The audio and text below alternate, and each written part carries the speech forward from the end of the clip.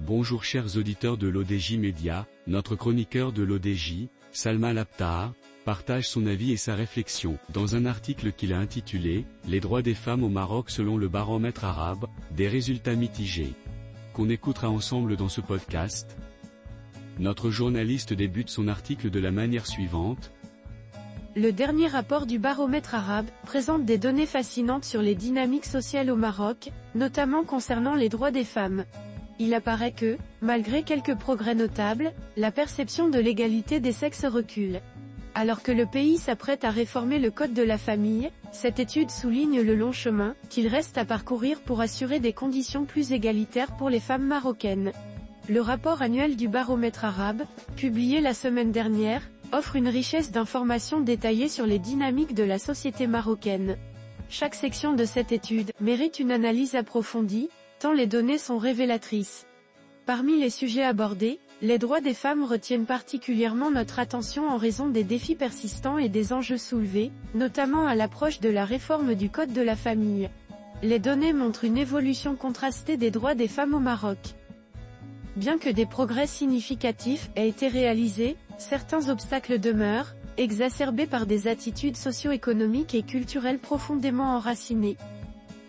Notre chroniqueur met l'accent sur l'importance de ce point en disant « Un soutien en baisse pour l'égalité, l'étude révèle que le soutien global aux droits des femmes a légèrement diminué au cours des dernières années. Actuellement, plus de la moitié des Marocains, 57%, estiment que les hommes sont mieux adaptés au rôle de leadership politique que les femmes, une perception en hausse de 8 points depuis 2022 et de 22 points depuis 2018, atteignant le niveau record de 2016. Ce chiffre est préoccupant, car il reflète un recul dans la lutte pour l'égalité des sexes. Sans surprise, les hommes marocains sont plus enclins à soutenir cette idée que les femmes, 68% des hommes contre 46% des femmes. Cependant, il existe un soutien significatif pour des mesures telles que l'instauration de quotas pour les femmes au Parlement, 71%, et au gouvernement, 70%. De plus, environ 3/4 des Marocains, 73%, pensent que la présence de femmes dans des postes de direction et de responsabilité favorise la promotion et la protection des droits des femmes en général. Les femmes soutiennent cette vue plus que les hommes, avec un écart de 23 points, 84% contre 61%. Il est paradoxal de constater que, malgré la reconnaissance du rôle positif des femmes dans les positions de pouvoir, une majorité continue de penser que les hommes sont naturellement mieux adaptés à ces rôles. Les stéréotypes de genre sont parfois tenaces. En matière d'éducation, seulement un quart des Marocains, 26%, estiment que l'enseignement universitaire est plus crucial pour les hommes que pour les femmes, une statistique qui reste stable par rapport au rapport précédent.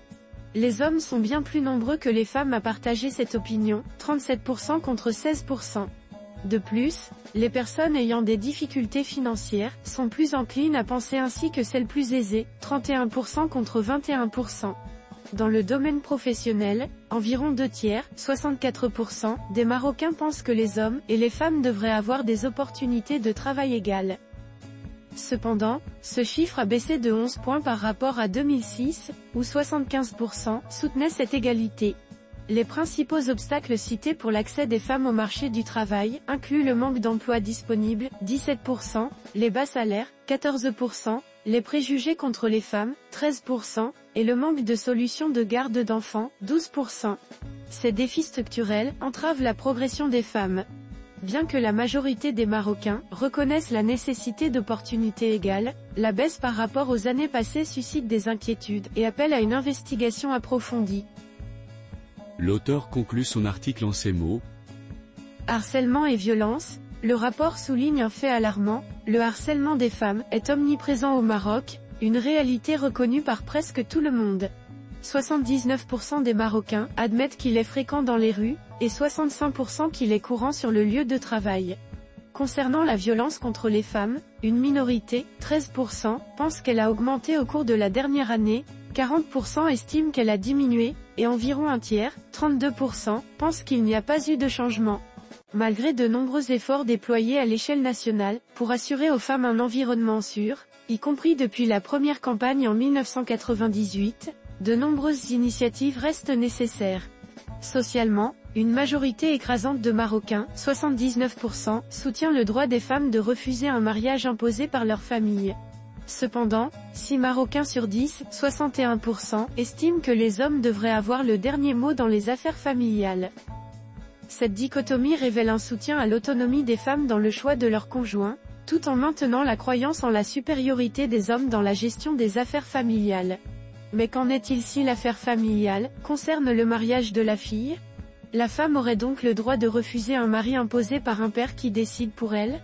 Les données du rapport du baromètre arabe montrent clairement qu'il reste beaucoup à faire pour améliorer les droits des femmes au Maroc.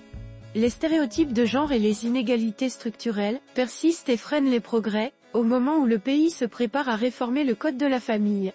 Les réformes législatives pourront peut-être initier des changements sociétaux, ou inversement. Cette question est largement débattue par les sociologues intéressés par la réforme. Toutefois, la correction attendue des dysfonctionnements du code actuel, révélée par 20 ans de mise en œuvre judiciaire, devrait porter ses fruits et entraîner des modifications notables dans les perceptions au fil des années. Rédigé par Salma Laptar. Merci d'avoir écouté ce podcast de l'ODJ Media. N'hésitez surtout pas à nous suivre sur nos réseaux sociaux, Instagram, Facebook, TikTok, LinkedIn et Twitter. Alors, on se dit au prochain podcast de nos chroniqueurs de l'ODJ, et à très bientôt.